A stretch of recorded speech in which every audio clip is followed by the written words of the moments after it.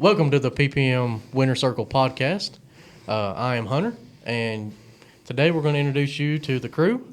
So, Mr. Rodney. I'm Rodney. They let me come back again. I'm Randy. I'm here once again. I'm Ricky.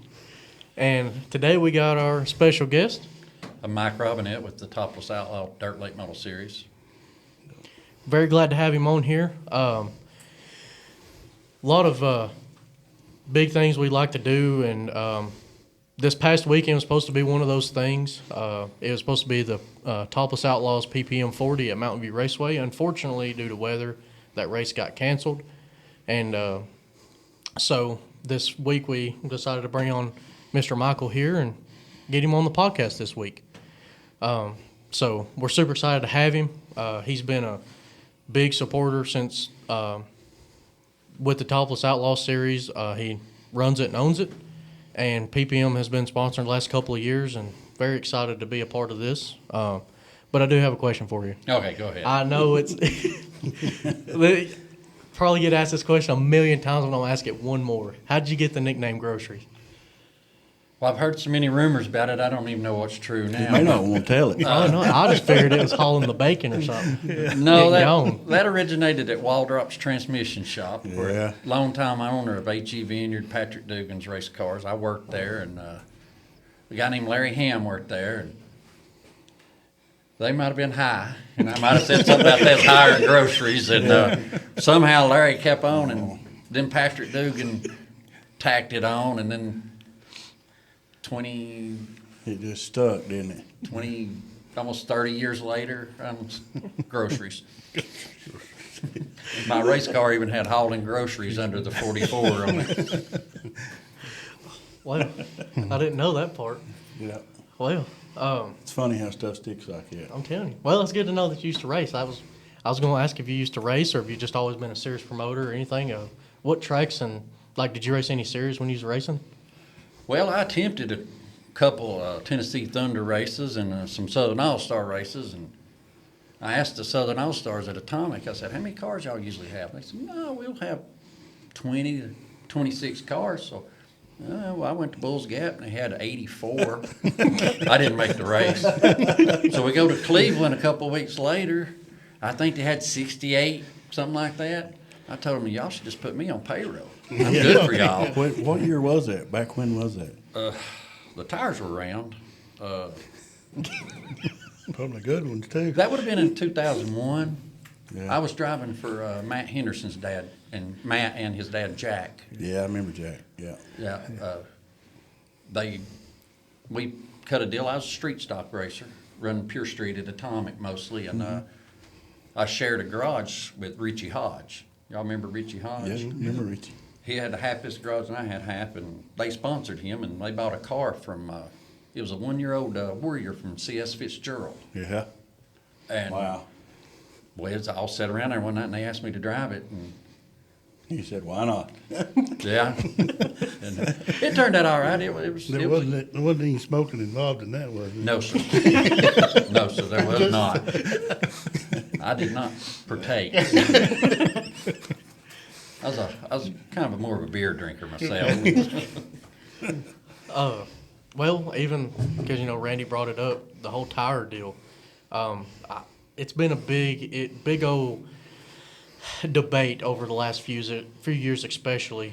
You're one of only just a handful of series around this area that allows both tires. How has the tire game affected your series far-wise? Is it open to both versus just locking down one or the other? Well, financially, it affected us pretty good because we lost a lot in sponsorship by our tire rule.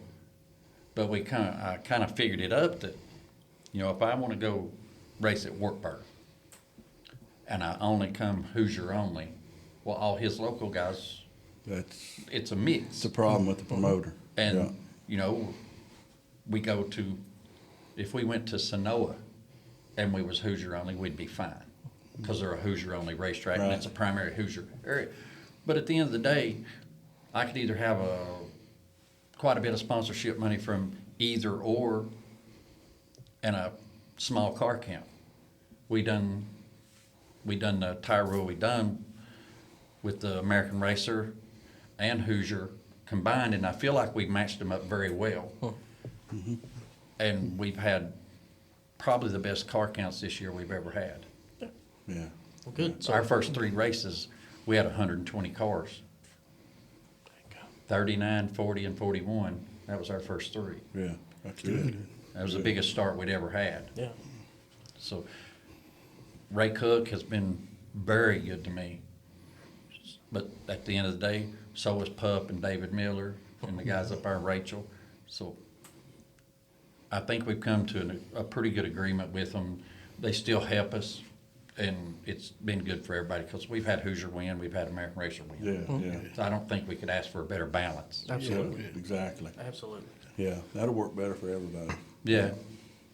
Along with the tires and I mean just everything in general, you know, with being just a promoter and a series owner, what are some of the things that people don't see in the behind the scenes that's kind of one of the biggest obstacles getting over running a series, as far as it's not just tires, but you know, rules and making sure they're enforced? And Well, we run our own tech program. And basically, you know, we check the cubic inch with a P&G gauge. We send tire samples and we look over stuff and make sure they're proper heads, because we got a pretty good rule package that evens stuff up pretty good, and the weight rules that lets the lesser engine compete.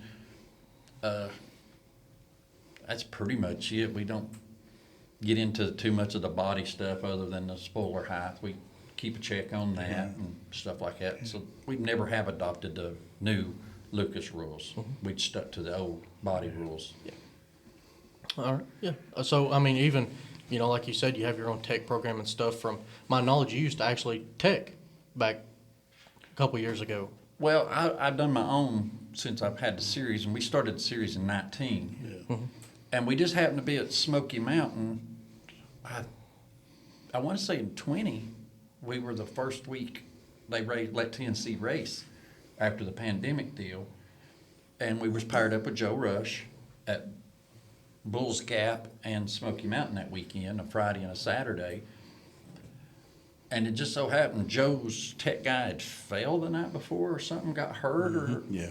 there was some, I think y'all knew Yeah. him. Yeah. And we were actually P&Ging our cars, and Joe didn't have anybody, and he asked me to do it, and I did, and then he come and asked me, and we was looking forward to having that next day off. He said, "What would it take to get you to come to Crossville?" He was racing the next day.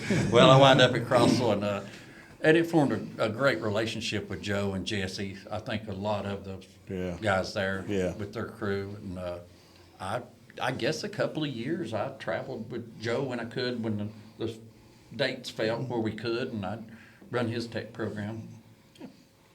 Not saying I know everything about it, but I would make a phone call and find out stuff I didn't know. Right. What would you say would be the most rewarding thing about owning or promoting your own series?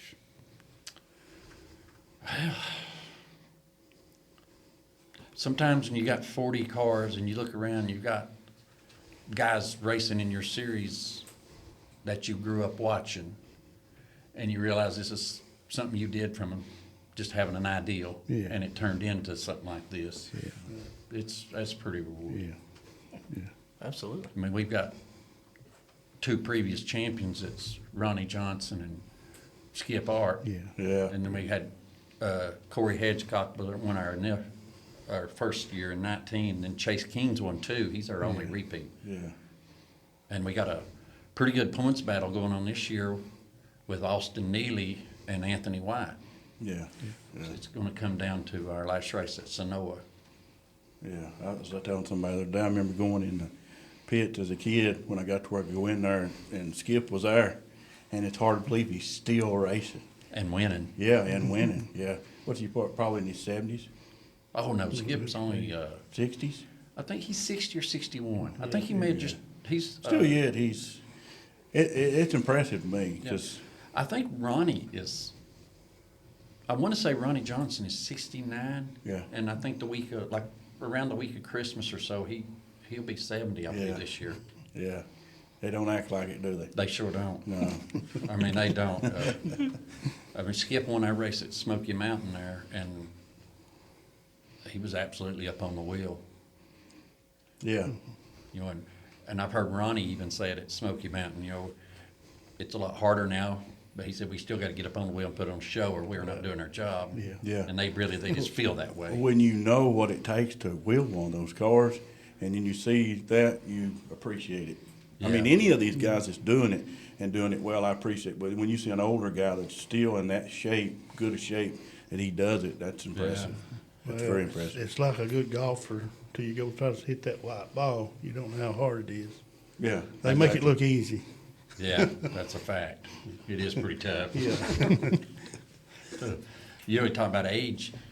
I was always kind of impressed with Danny Peoples. Yeah. You know, he won a lot of races, and we was talking one day. I was talking with Chip Vineyard, and Chip said, "Hey, a lot of people don't realize that guy didn't start racing until he was 50. Yeah. That's crazy." He won a lot at, Talladega? He was good at Cleveland, Talladega, Green Valley, down in Yeah. that area down there. He was tough. Wow. Think about some of those tracks that are gone now.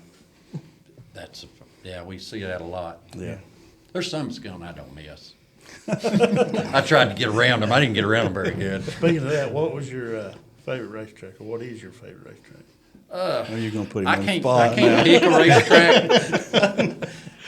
I mean, I grew Well, up. pick one that don't exist anymore. I grew up just a few miles from Atomic. Yeah. And that's where I ran my first race when I was Yeah. 15 years old in a 4-cylinder. Yeah. And back then you had Smoky Mountain run Friday night, Atomic on Saturday night with the same rule package. So a lot of us guys done the weekend deal there when we could. And it was fun. It was a lot funner when I was 20. Yeah.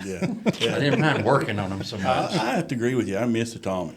I do too. But you know, getting to do what we do and get to go to all these different racetracks, because, I mean, you go to Wartburg and the surface is so smooth and so good. And then you go to one that's clay, it's really smooth, but it's in total different racetrack. Yeah. Everything about their shop package, everything I hear them talking. Yeah. When I was racing, we did not do all the stuff they're doing now with smashing springs and all that. We called wall drop. Yeah. And we use scales. You hear them talking now, like some of these guys say they've not put a car on scales in 5-6 years. Yeah. They just go with the Yeah, it's the numbers same. and go. Yeah, it's right. Yeah. I know y'all. I've had several of the guys that's raced with us that's been winning it. Y'all done their whole shop package and all. Jason Manley being one, Jason. Yeah. and Kyle. I've done some stuff for Kyle, Neely, Anthony. Yeah, Yeah, so there's quite a few of them. yeah. My buddy Chip. He just called me. Him and I Kyle know both. the shocks now is really so crucial on these cars. We didn't know enough about them, which I don't think anybody knew enough about them 25 years ago. Well, Dad started his running a straight valve oil shock, a Monroe guts in it. You know what I'm saying? Yeah. It's way beyond that now. First one I ever seen change a shock was Blunkers Atomic one night. I was like, what's he doing that for? You It know? ain't broke. He ain't climbed the fence once he changed the shock. That's back when they were could run one qualifying lap, come in and change and go out and run another one. Oh, wow. He goes out there and sets fast time the first lap, comes in and changes his left for the shock, and goes 2/10 faster, and he had the fast time to begin. He probably on leaf spring, wasn't he? Yeah. Probably back in those days. Yeah. So I mean, it's Why won't leaf springs work now? Shock guys? Chassis guys? What do you see different today with that? That's a good question. I got my opinion on it, and I feel like these new setups and these new shots, we're not qualifying any faster. Actually, we may be a little slower.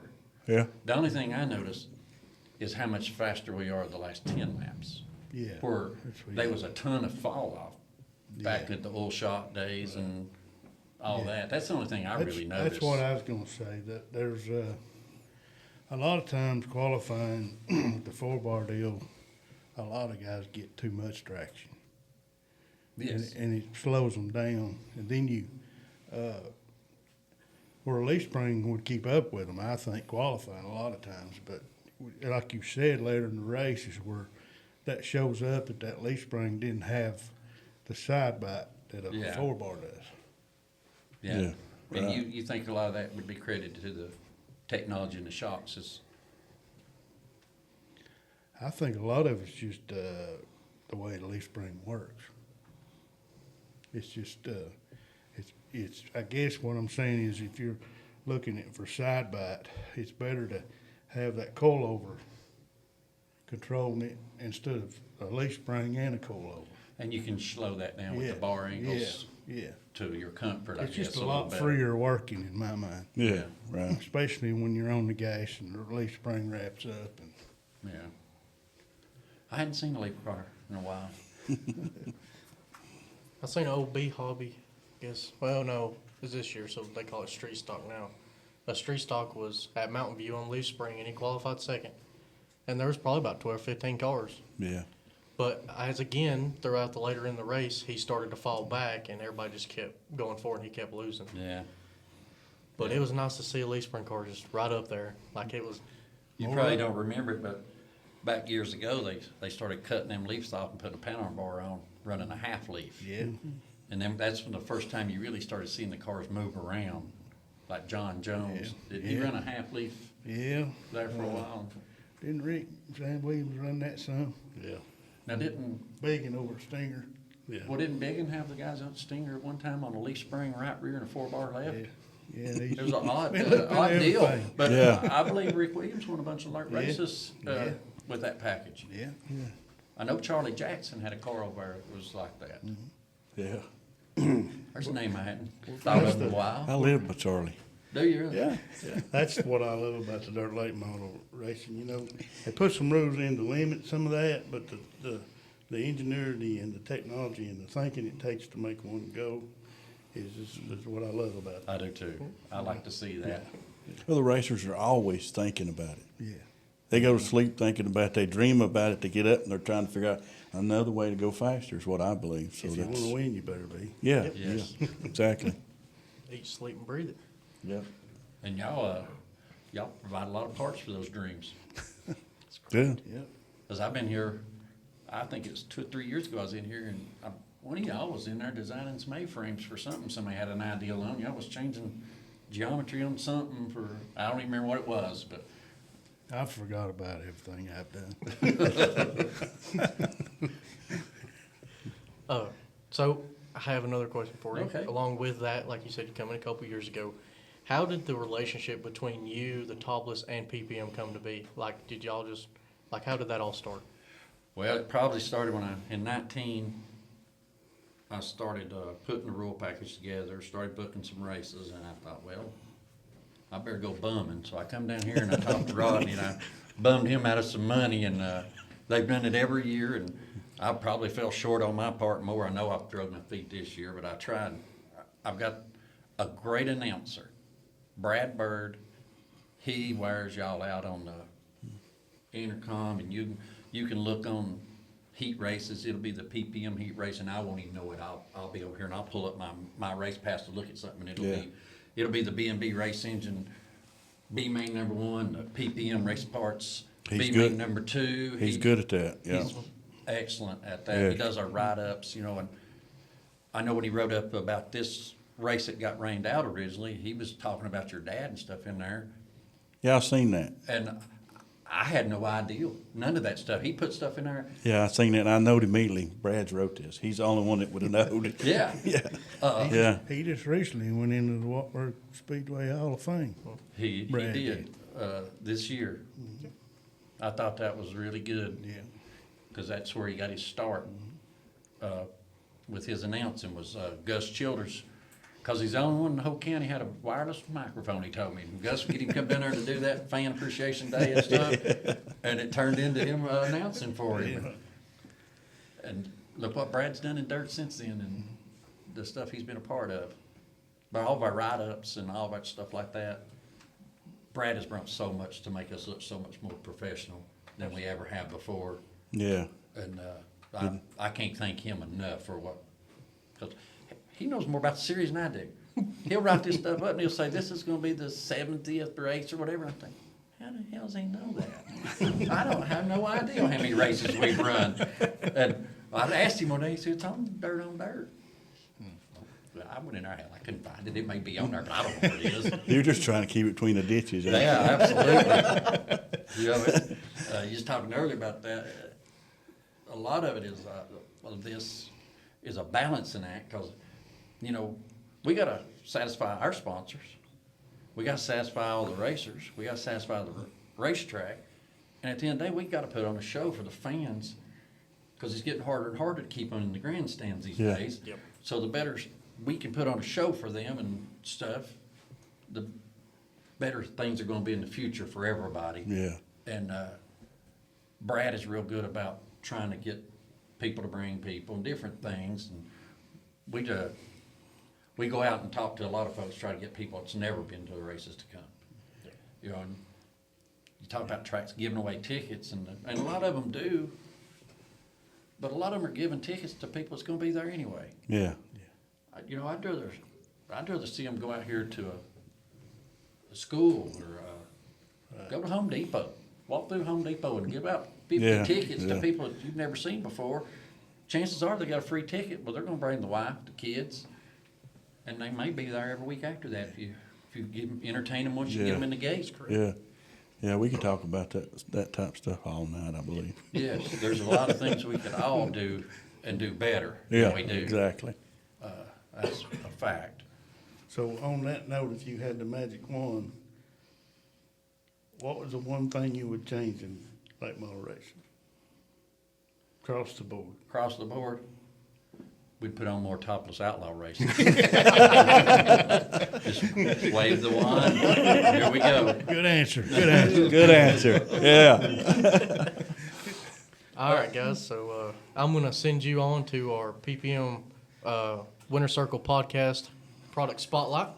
Today's product spotlight is going to be QA1, Bilstein, JRI, and AFCO shocks done by PPM Racing Suspension. You can pick up all of your oil and gas shocks, canister shocks, just any Sportsman limited shocks here at PPM. Need any quotes or check out our website at ppmracingproducts.com or give us a call at 865-354-9669. Hit extension 2 and you'll talk to Mr. Randy Hamby, and he'll get you set up on a shock package to make your racing career even better, and we appreciate you. Welcome back, everybody. We have another guest with us. Scott, pass. So, having these two guys here has been a great honor. Being able to do our first guest podcast with the Topless Outlaw series, but before we end it here, I just had one more question. What does the future of the Topless Outlaw series? What does that hold? Well, we're going to finish this season up at Sonoa, and I'd like to thank the Pollard family for that, and Clint Smith and his family. They've been really good to us down there. And when we finish up, October the 26th will be our last race of the year. And as soon as that race is over, the Topless Outlaws will officially belong to Scott Pass. He's purchasing the Topless Outlaws. okay. And this has come up pretty quick, but I took a different job. I'm going to be working 6 and 7 days a week for the next 4 to 5 years, if all that works out right. Plan is to help the transition go as smooth as possible. I'm going to help with the schedule, and I'm sure I'll still be attending some races when I can and helping out if I can. And Scott's been a big part of. A lot of people don't know it, but they wouldn't even have been in this series if it hadn't been for Scott. When I sold all the racing stuff I had, and Scott asked me, I sold it to Luke Crass.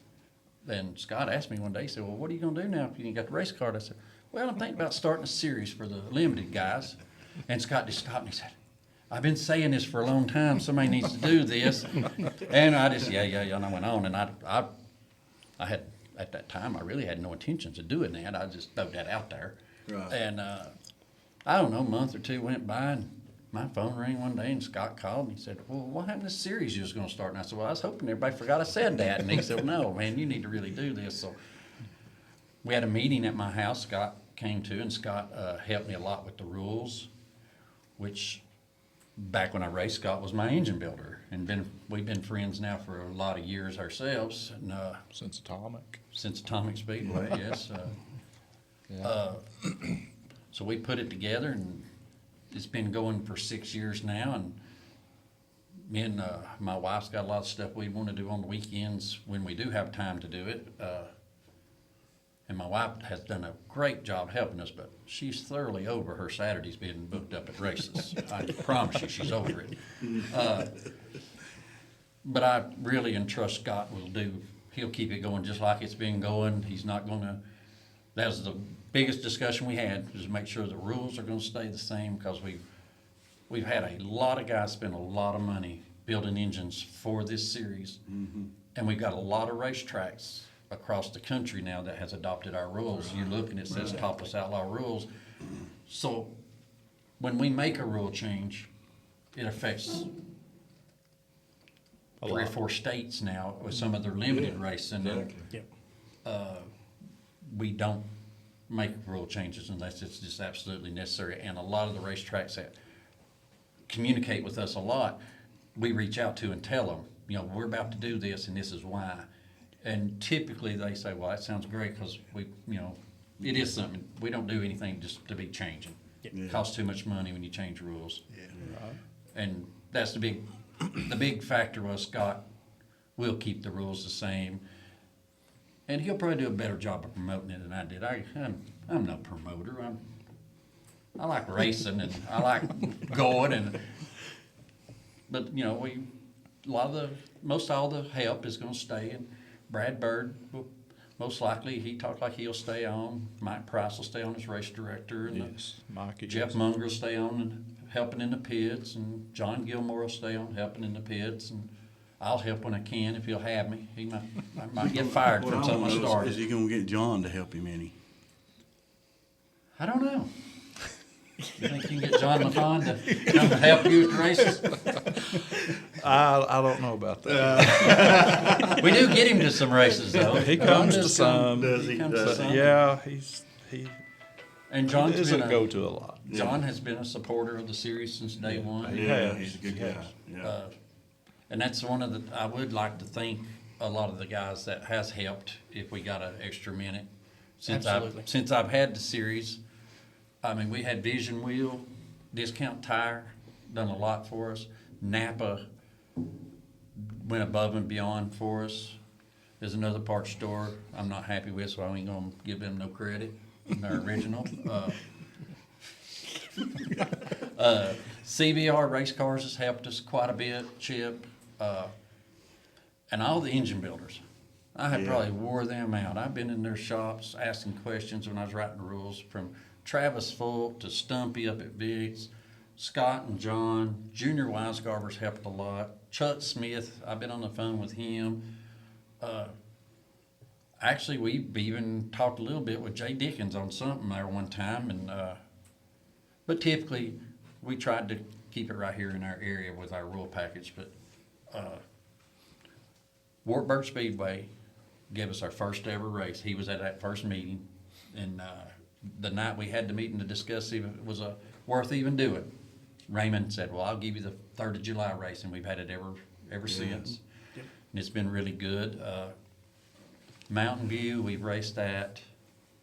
They've been good to us. Crossville, Lewis Jackson's been very good to us. Sonoa Speedway, we mentioned. North Georgia, Blue Ridge, Ray Cook at Tri-County. Man, I wish they could get that back together over there, because that was some of the best racing around when you get to go over on a Friday night.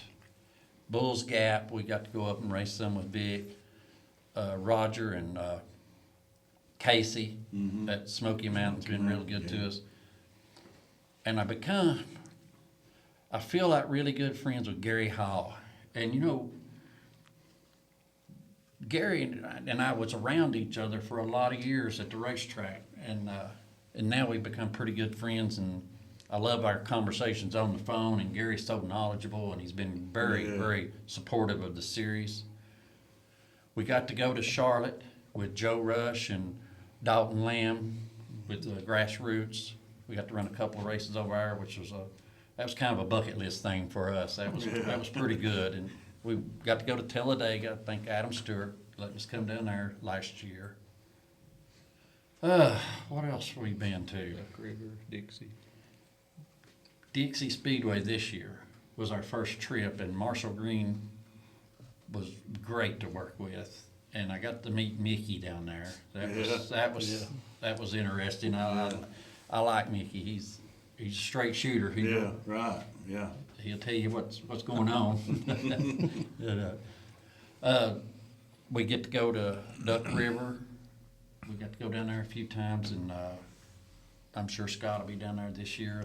They good car counts at most all those racetracks. I-75 raced with Tim and Angie down there when they had the track, and then Shannon Littleton. We had one this year. We just didn't work out with the new owners.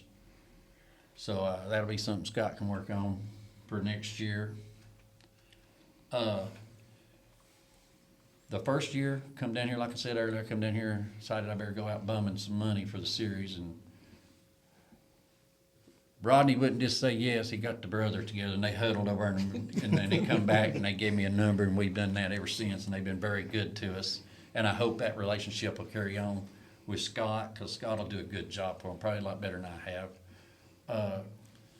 We've had the PPM drivers meeting for 6 years now, and that's been really good. Our announcer getting on there, telling everybody about the PPM drivers meeting, and then that bled over to heat races and everything else he can throw out there at it. And Scott, you got anything you want to add to it? Well, I'd just like to say I'm happy to be doing this, and the main thing, I felt like we needed to kind of, quote unquote, keep it in the family, This, because we didn't really want any major changes to this deal.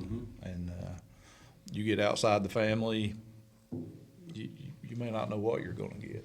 yeah. So, and the goal is to keep it going, improving, and, try to keep the drivers, the tracks happy, and,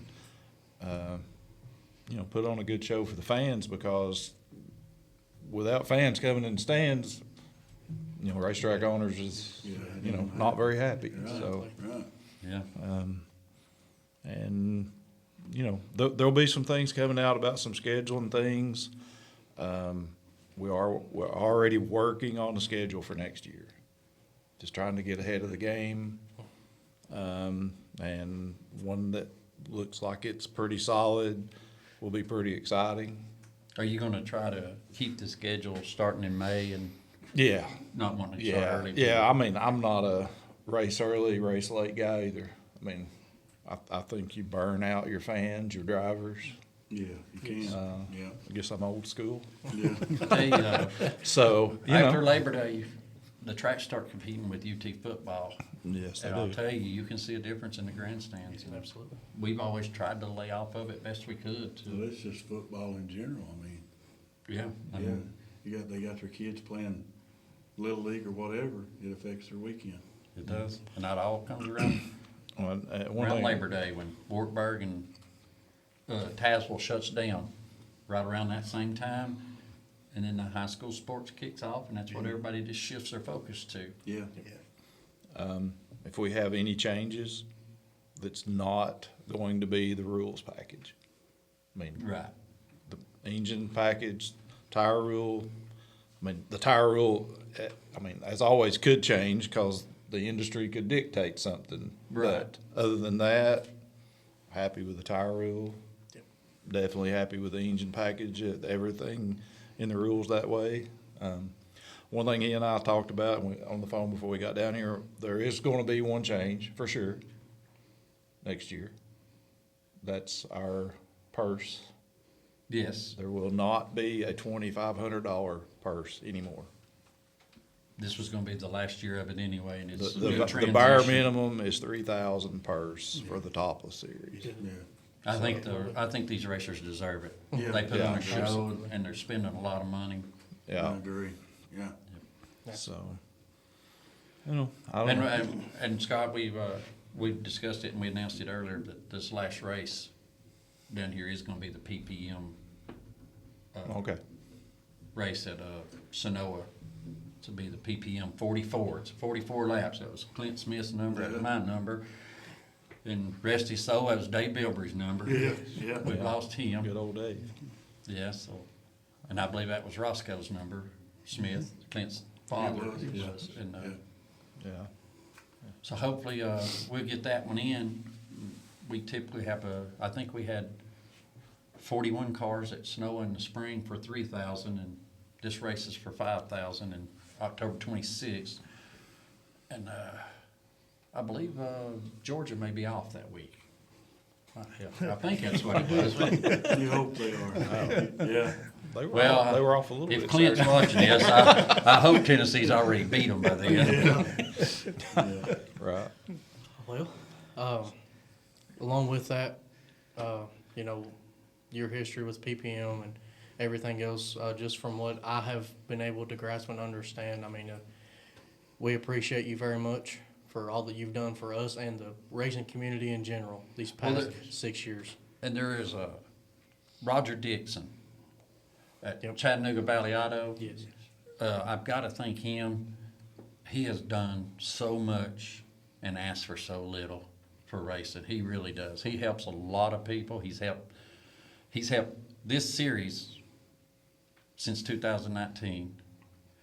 And Stanley Best, for what he's done, he when we needed a title sponsor, he jumped right in and done it. Never batted an eye. He's been a big supporter of the Topless Outlaws since day one. I appreciate all them guys, and I appreciate all y'all. Y'all been above and beyond, not just with us, all racing. Y'all help. I see it, and I went and helped Southern All Stars a few times. Y'all helped them. Joe Rush, just any series that y'all never heard of Topless Outlaws when I walked in that day, but y'all took a chance, and it's That's right, yeah. and then people taking chances like that is what makes something have an opportunity to go, Yeah. and it did, and I appreciate you guys Yeah, a lot. that's I right, really do. yeah. Thank you. Yeah, Roger Stanley have done a lot. This Roger you know, and and Stanley. Roger's been there since the beginning. Yes, he come to the first meeting we had in Lenore City out there at the Ruetan Club. He showed up, and even though I'd already been on somebody vandalized his car, put that Ford sticker on it. Yeah. And knew these Hamby boys since before there was ever thought of a PPM. Yeah, yeah. We took one trip to Eldora together. Gosh, We did. Yeah, that's what. People may 24 hour. not know it, but I actually owned a late model in the 90s. We were running at Big South Fork a lot, and these boys here lettered my car back then. yeah. So Where'd you- it goes back a long way. Who'd you buy your first engine from for that car? I think that might be that Brad Bird guy. I was thinking we had Brad. talked something about that one, Yes. and you told me you'd bought your first race engine from him, and somehow turned into building race engines. Yeah. Yeah. Yeah, it was a steelhead, and we ran that thing at Big South Fork against Dirty White Boy. I mean, all the guys who definitely had more than a steelhead. And we did okay. I know. It's a Warrior chassis. Shout out to Mike Knuckles, Sanford Mike. Goddard right there. Yeah. It was the 55 car from Spring City. Runyon? Running. Randy Runyon's Randy orange Runyon, frame Warrior, and it was a really good car. Yeah. You know, so but anyway, So you've been around a while. we could bench race all night. Yeah, Yeah. have been around a while. Yeah. Okay, He for told people who his don't age, know too. that, Well, I think when I first went to see Scott on my engine deal, I was going to get, I want to say I was looking for a set of heads, and I wound up with a complete engine deal or so. He talked me into something I really didn't want, but I left there and I wound up with a nice engine. Right, right. But guys, I appreciate it, I really do, and yeah. I'll leave here to thanking y'all. Well, we appreciate Oh, it. we did think of, never mind. I did think of something. I was sitting there thinking I didn't, but I did. All right, guys. Well, I think that's where we're going to end the podcast here today. We appreciate everybody listening and watching to this podcast. Again, this is a really big thing that all of us talked about doing right off the bat was getting Mr. Michael on the podcast, and we even got Mr. Scott on here for some really big news. So that's going to be a big change for next season, but we're all excited to see it. Can't thank both of y'all enough. Thank y'all. Thank y'all for coming in. As always, guys, we appreciate you watching and listening to the podcast. If you need any parts, check out our website at ppmracingproducts.com. Or if you already know what you want and you just want to go ahead and order some parts from some great guys, call us at 865-354-9669. And we'll see you in the next one. Thank you. Hey, subscribe, like. Hit that button. Come on, get up on the well, go in there. You just smell poop or see Jesus. Let's get it done.